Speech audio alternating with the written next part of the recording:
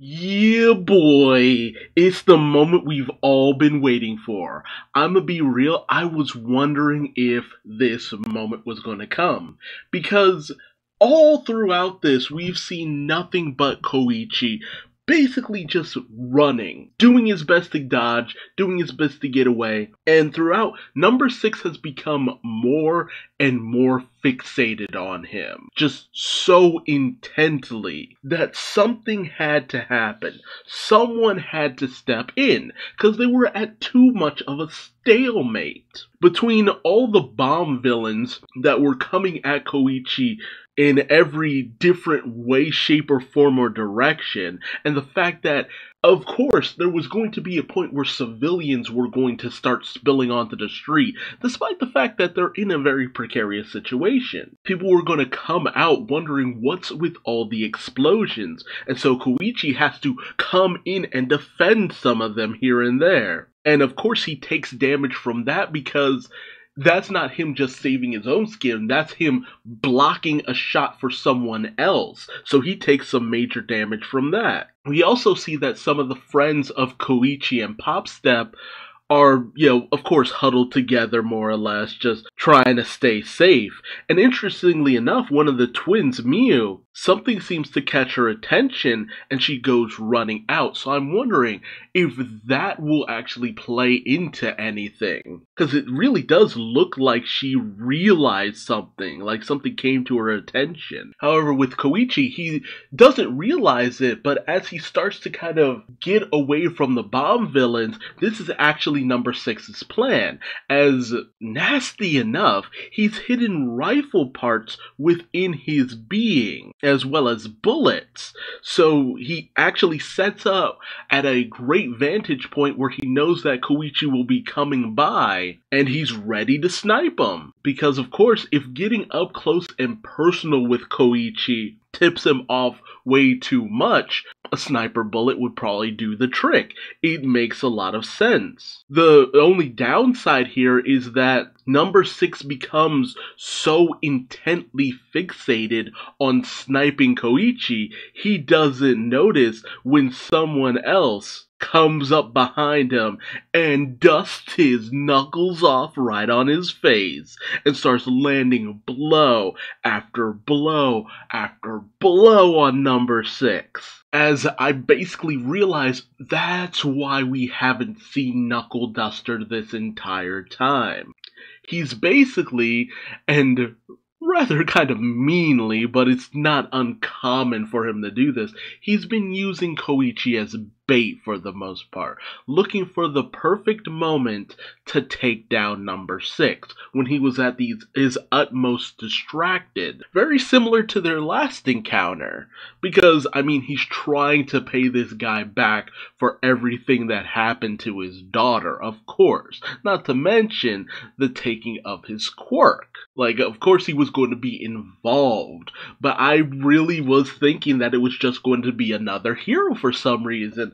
And it's just like, of course it was going to be Knuckle Duster. Why didn't I think of that? I guess I was just so caught up in the situation between Koichi and number 6 and just how intense that was kind of getting.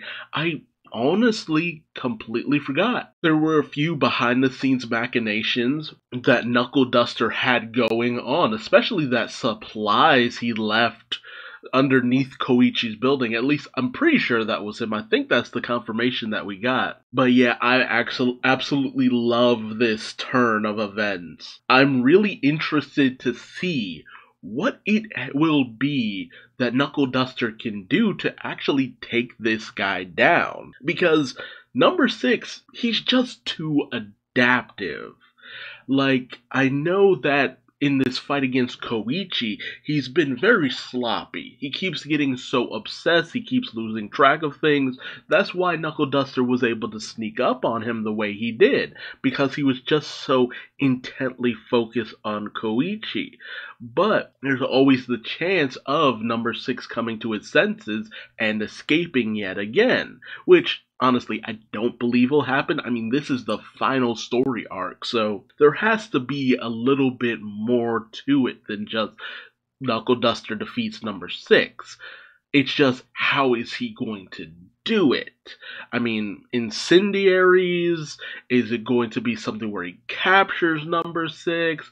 I don't believe it could be that, because then if he was captured, number six would have given the police a lot of information on Nomu, rather than the one that first showed up at the little training park when we first had Shigaraki show up. So there's definitely got to be something deeper than that. I mean, this has to be where number six dies. Either that, or All for One and the doctor managed to recall number six, use the data that they got there to build upon their Nomu. But I have to also assume that because of the fact that number six had gotten just so caught up in his own train of thought, his emotions, his feelings, and all of that, that's what caused All for One and the doctor to decide not to really give any of the Nomu minds of their own or even personalities, because there's too much of a chance of having these personal feelings. Like, that really has been a greatly illustrated weakness that Horikoshi has really managed to drive in here. Not Horikoshi. I mean Hideyuki. What Hideyuki has crafted here is very much the usual kind of villain situation where they just become too obsessive over a goal, or just lose sight of their greater purpose, and that ends up causing them to fail in the end. I love how a lot of people tend to say that, oh, this villain, they shouldn't have lost because of this, and this reason. But the thing about a lot of villains is, they're usually pretty unhinged in some way, shape, or form. They wouldn't be doing their criminal activity if they had a little bit more sense to them. And desperation is usually one reason why someone does something terrible to some degree. Desperation or obsession. So they already have, to a certain degree, some form of a screw loose and an inability to vibe with modern society. So I usually do love it when a villain is hoisted by their own petard, destroyed by their own hubris, or just completely blindsided because of their own obsessions. It's always a fascinating angle with a lot of worthy room for analysis. So tell me your thoughts in the comment section below. How do you think Knuckle Duster is going to manage to finish off number six? This was a fairly breezy read, but I will say I am kind of ready for us to wind this down, because we have gone for a good long while of this, fight for the most part. So I'm hoping we might be able to wrap this up in another 10 chapters at max, because I really do feel like we've kind of run the gauntlet of Koichi and his abilities. Now it's time for Knuckle Duster to come in, pull off some Machiavellian tactics, and bring this story to an end, and get us to the point where I think a lot of us are questioning, where does the crawler sit within the current My Hero Academia landscape? Especially now that, in the main book, Japan has basically gone to pot. Like, it feels like an environment where we would have at least seen one cameo by the crawler by now. I really feel like I want that. Like, come on. We've really built up his capabilities. I just want to see him in the main book, and I want to see how he is written by Horikoshi. But I could go on and on about that. Let me know your thoughts and feelings in the comment section below. If you like this video, please like, comment, subscribe, and hit the bell for notifications. And until next time, I've been Duuz-Diz-Din, and I will see you later. Bye-bye.